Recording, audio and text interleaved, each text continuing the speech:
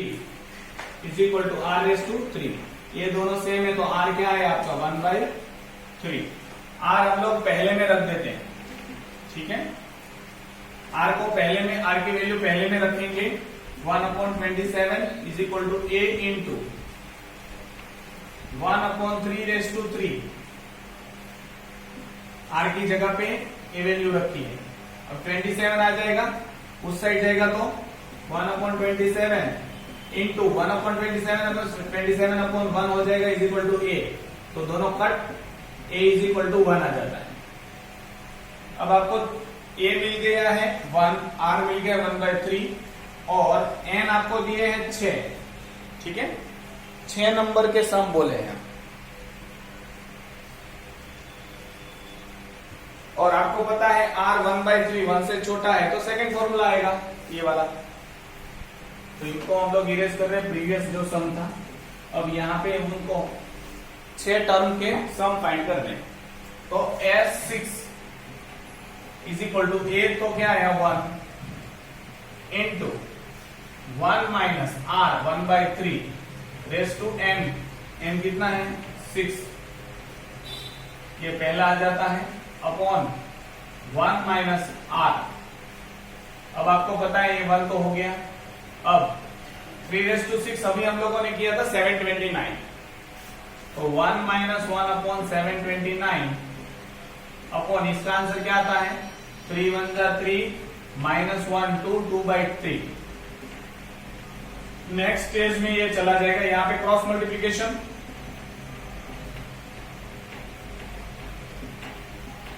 और ये ऊपर आएगा तो 3/2। अब आपको पता है 728 अपॉन 729 इंटू 3/2, ये 2 से जाएगा तो 2 2 जा 4, सॉरी 2 3 जा 6, 6 जा 12, 4 जाएगा और ये 3 से जाएगा 3 2 जा 6, 3 4 जा 3 3 जा। तो आपके पास आंसर बचता है 364 upon 243। So that is the answer of question number, पता नहीं कौन सा 7, सही है 364 अपॉन 243। ये हमारा आंसर सही है, राइट। तो वैसे इजी फॉर्म में आपको सारे आंसर मिल रहे होंगे, right. Next question number 8।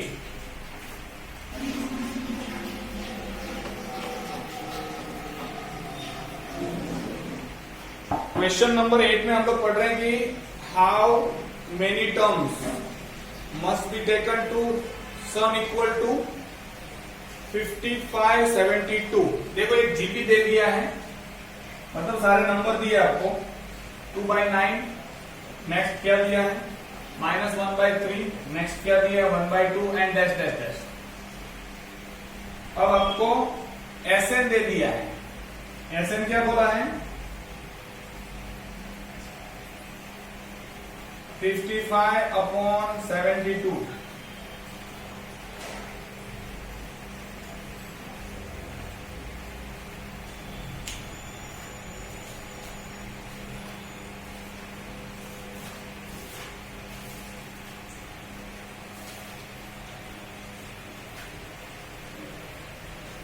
I think so it is 65 या 55 बोला है। देखते हैं आंसर रॉन्ग आता है तो 65, अभी 55 से स्टार्ट करते हैं। अब आपके पास ए क्या दिया है 2/9, आर क्या मिलेगा निकालना पड़ेगा -1/3 अपॉन 2/9। मतलब क्या हो जाता है इनका -1/3 इंटू 9/2, 3 जाएगा तो मतलब आपके पास आएगा -3/2 इज द आर। आपको एन फाइंड करना है। नाउ आर की वैल्यू माइनस में है, मतलब 1 से छोटा है, तो ए वाला फॉर्मूला आएगा एस एन वाला। एस एन क्या दिया है 55/72 इज इक्वल टू ए क्या है 2/9 इंटू 1 माइनस आर क्या दिया है -3/2 रेस टू एन। एन हमको फाइंड करना है। Upon 1 minus r, 1 minus minus 3/2, मतलब ये तो प्लस हो जाएगा। आपके पास 55/72 इज इक्वल टू, इसका तो 2/9 ही रहेगा। इनको हम लोग कुछ नहीं करेंगे अभी, इसको ऐसे के ऐसे ही रहने दे रहे हैं क्योंकि n फाइंड करना है, राइट।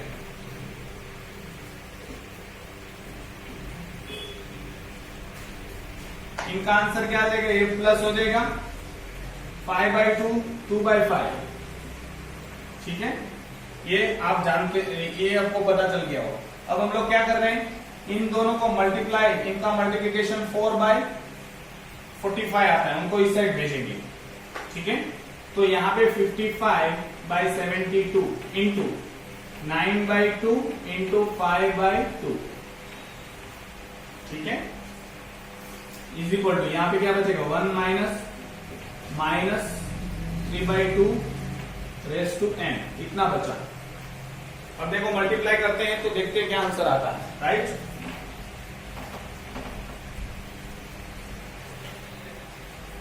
इनको मैं यहां पे लिखता हूं 55, 45 जा, मतलब ये आ जाएगा 2475 अपॉन 72 4 जा 288, ठीक है, is equal to 1 minus 3/2 raise to n। अब देखो यहां पे जो ये माइनस वाला है पूरा मैं इस साइड लेके आऊंगा, इसको पूरा उस साइड लेके जाऊंगा, ठीक है, तो वो प्लस हो जाएगा, मतलब अंदर की साइन तो माइनस ही रहेगी, इज इक्वल टू 1 माइनस 2475/288, ठीक है, और minus 3/2 raise to n is equal to cross multiplication 288 minus 2475/288, ठीक है। अब यहां पे माइनस 3/2, अब इसका आंसर क्या आ जाता है 288 माइनस 2475,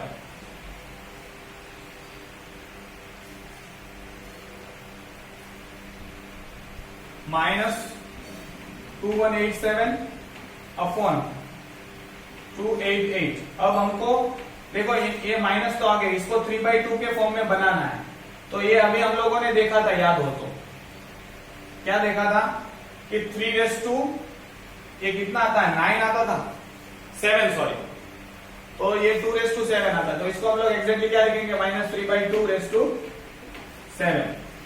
अब देखो minus 3/2/n is equal to minus 3/2/7, तो ये कौन सा सम था,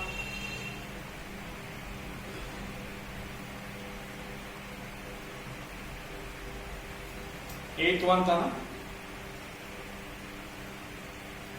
5 आ रहा है, पता नहीं।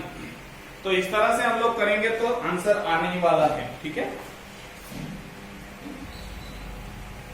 तो यहाँ n इज इक्वल टू 7 आया, मतलब 7 सम का होगा। a क्यों 7 आया, आंसर 5 क्यों दिया है, क्योंकि यहाँ पे मैंने 55 लिया है। अगर आप 65 लोगे तो 5 आ जाएगा। मैंने पहले ही बोला था, आपको क्लेरिफाई किया था कि यहाँ पे विजिबल नहीं है, तो मैंने 55 लिया। अगर आप 65 लेके सॉल्व करोगे तो आंसर 5 आ जाएगा। That would be in your homework, ठीक है। आपको समझ, सिर्फ थोड़ा चेंज करना है, यहाँ पे 55 65 से मल्टीप्लाई करके जो आंसर आता है वो लिखो, ठीक है। चलो नेक्स्ट जो सम है वो है क्वेश्चन नंबर 9,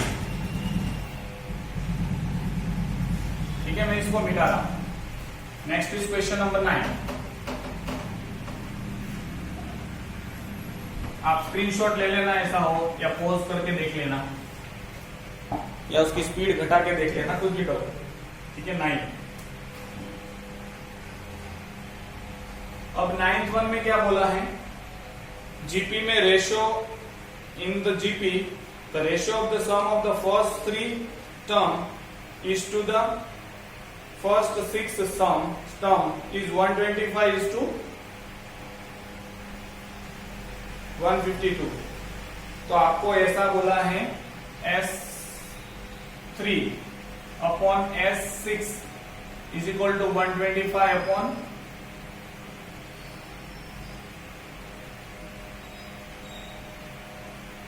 152. मतलब तीन टर्म का सम और 6 टर्म का सम दोनों का रेशियो लेंगे तो हमको मिल रहा है 125 by 152. Find the common ratio, r find करना. हमको पता है सम ऑफ 3 नंबर का आंसर क्या आएगा, S3 क्या लिख सकते हैं लोग. यहाँ पे हम लोग हमेशा ऐसे मानेंगे कि आर है ना वो बड़ा है 1 से. तो ये फॉर्मूला लेके हम लोग जब सॉल्व करते हैं 3 रखेंगे तो S3 इज इक्वल टू क्या आ जाएगा, A raise to R raise to 3 minus 1 upon R minus 1. ठीक है, A S3 हो जाएगा. S6 क्या हो जाएगा, अपॉन S6 क्या आ जाएगा, A raise to R raise to 6 minus 1 upon R raise minus 1. ठीक है, अब आपको पता है ये दोनों उड़ जाएंगे, ये दोनों भी उड़ जाएंगे. यहाँ पे हम लोग ये रखेंगे 125 क्योंकि इसकी जगह पे, और इसकी जगह पे क्या रखेंगे 152 is equal to R raise to 3 minus 1 upon R raise to 6 minus 1. ऐसा आपको पता है. अब आप इनको कैसे लिख सकते हैं, ठीक है, इनको आप ऐसे लिख सकते हो R³ माइनस 1 अपॉन, इसको आप ऐसे लिख सकते हो R³ का स्क्वायर माइनस 1. मतलब ये A² माइनस B² वाली पोजीशन हो गई. मतलब R³ माइनस 1 अपॉन एक बार प्लस एक बार माइनस, तो R³ प्लस 1 R³ माइनस 1. तो ये तो उठ जाएगा. अब बचा क्या, तो यहाँ पे 125 अपॉन 152 1 अपॉन R³ प्लस 1. अब देखो इनको चेंज कर दे, इनको यहाँ पे, इन सबको मतलब इनको यहाँ पे, इनको यहाँ पे, तो आपके पास आंसर आ जाएगा 125 into R³ plus 1 is equal to 152. अब 125 को उधर जाने दो. ठीक है, अब यहाँ पे क्या बचेगा, R³ is equal to 152 upon 125 minus 1. ये प्लस 1 उस साइड जाएगा तो माइनस 1 हो जाएगा. तो R³ is equal to 152 minus 125 upon 125. इसका मतलब ये होता है 27 अपॉन 125. इसका मतलब ये होता है 3/5 रेस टू 3. अब आपको पता है कि R³ is equal to 3/5 whole cube. ये दोनों सेम है तो R is equal to 3/5 answer आ जाएगा. ठीक है, हमको कॉमन रेशियो ही पूछा है. तो ये कौन सा नंबर 9 था. Yes, answer is 3/5. It is very easy because आपको थोड़ा सोचना पड़ेगा. ठीक है, वापस मैं एक बार इसको समझा रहा हूं. देखो 3 टर्म का सम 125, 6 टर्म का सम 155, दोनों का रेशियो ये आ गया. रेशियो मतलब डिवाइड. अब हमको पता है S3 का मतलब क्या होता है, सम 3 का प्लस करेंगे तो ये आएगा फॉर्मूला, और हम लोग ये मानेंगे R हमेशा 1 से बड़ा है. ठीक है, अगर छोटा मानते तो माइनस में आता शायद. तो हमेशा ऐसे सम में हम लोगों का R हमेशा 1 से बड़ा मानना है. अब A इंटू R ए वाला हो गया. अब यहाँ पे A कट हो जाएंगे, R1 minus R minus 1 R minus 1, यहाँ पे ये 2 कट हो जाएंगे. तो देखो ये मैं इरेज कर रहा हूं, ये गया, ये गया, बच्चा ये 2. अब इसको मैं कैसे लिख सकता हूं, R³ का स्क्वायर मतलब 3 to 6 हो जाएगा. अब ये A² माइनस B² है. A² माइनस B² मतलब A plus B A minus B. तो A प्लस B और A minus B, right. A minus B A minus B gone. अब इसको देखो क्रॉस मल्टीप्लीकेशन मैंने किया, मतलब इसको वहां पे जाने दिया. तो ये यहाँ पे 125 को वापस मैंने उस साइड जाने दिया. अब 1 उस साइड जाएगा तो प्लस था तो माइनस हो गया. अब इसमें से माइनस करोगे तो 27 आएगा. ये तो 125 था. इनका मतलब क्या है, 3 का क्यूब. इनका मतलब 5 का क्यूब, 3/5 होल क्यूब. अब देखो क्यूब क्यूब सेम हो गए, तो r is equal to 3/5, simple, right. ये था 9th वन।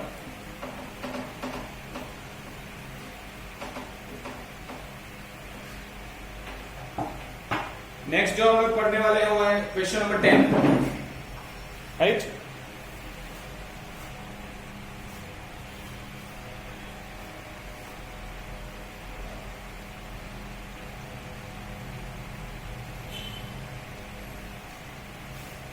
टेंथ वन, इसमें ऐसा बोला है मैन्युफैक्चरिंग मशीन की वैल्यू है 3125, हर साल 20% वैल्यू घट रही है, ठीक है। तो वैल्यू आफ्टर 2 इयर्स, 2 साल के बाद की वैल्यू फाइंड करनी है। ये प्रॉफिट एंड लॉस वाला सम है, यहाँ पे दे दिया है तो कोई बात नहीं, हम लोग कर लेते हैं, ठीक है। अब आपको क्या लिखना है, वैल्यू आफ्टर 2 इयर्स, मतलब घट रहा है कोई चीज, तो आपको एसएन दे दिया है।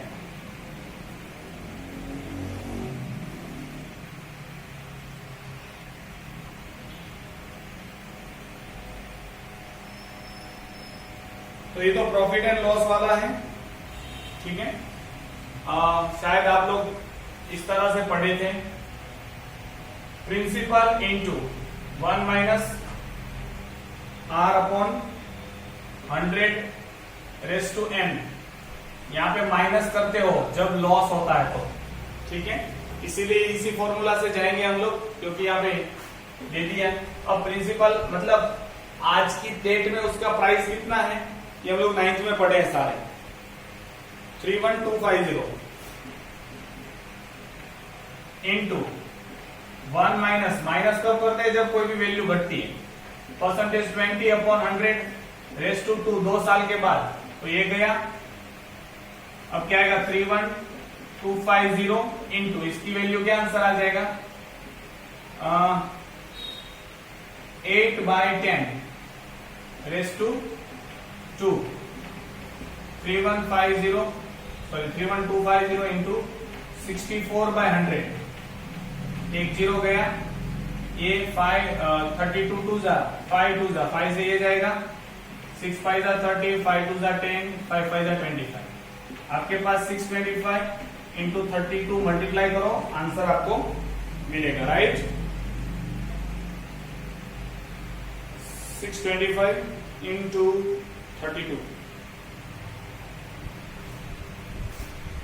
20,000। तो आज जिनकी वैल्यू 31,250 है, 2 साल के बाद वो घट के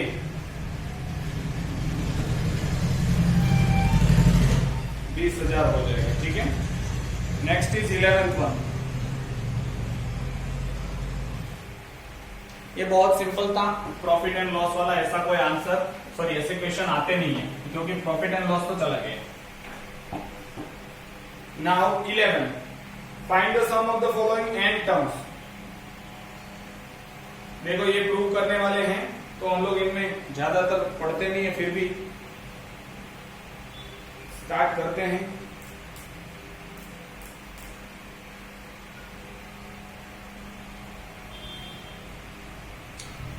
तो हिंट में दिए हैं, इसे प्रूफ वाले सम आते नहीं है, इसलिए हम लोग मतलब इतना जबरदस्त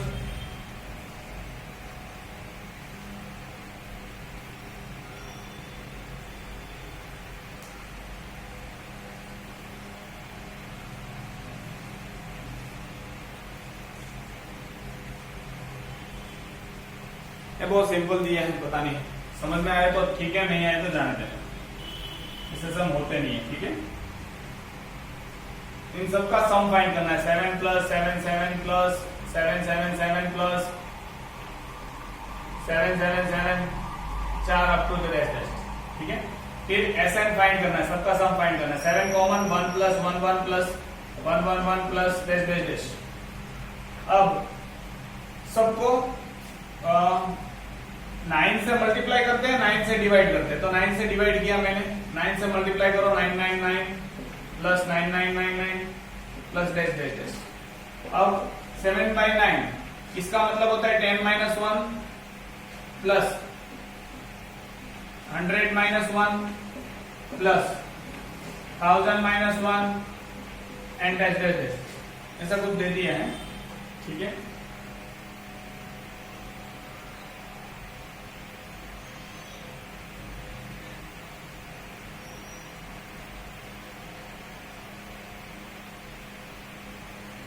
ओके। अब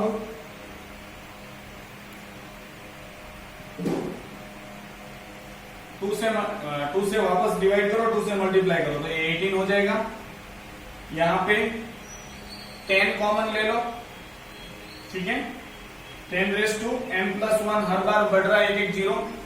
ठीक है, एक बार 10⁻1 था, फिर 10⁻2 हो गया, 10⁻3 हो गया, हर बार बढ़ रहा है। माइनस 9n - 10, ये हम लोग जब आप लोग फिजिकल मतलब सामने लेक्चर में आओगे तो ये टिक कर लेना, मैं इनको समझाऊंगा। ठीक है, क्योंकि इसमें आपको कंफ्यूजन रहेगा। और फिर वो 12th वन भी हम लोग, तो 11 12 दो सम जो हैं उनको हम लोग आप जब सामने आओगे फिजिकल लेक्चर में उस वक्त मैं समझाऊंगा आपको। तो यहां तक हम लोग रोकते हैं। इस चैप्टर को हम लोगों ने कंप्लीट कर दिया है। सॉल्व अनसॉल्व जितने भी है सारे सॉल्व करो। अगर कुछ डाउट है तो मुझे बोलो। प्रूव दैट वाले जो है मतलब 11 12 जैसे हैं अगर सॉल्व में भी, तो उनको छोड़ देना। जब यहाँ पे आओगे फिजिकल लेक्चर में तो हम लोग इनको सॉल्व करेंगे। Thank you and have a nice day.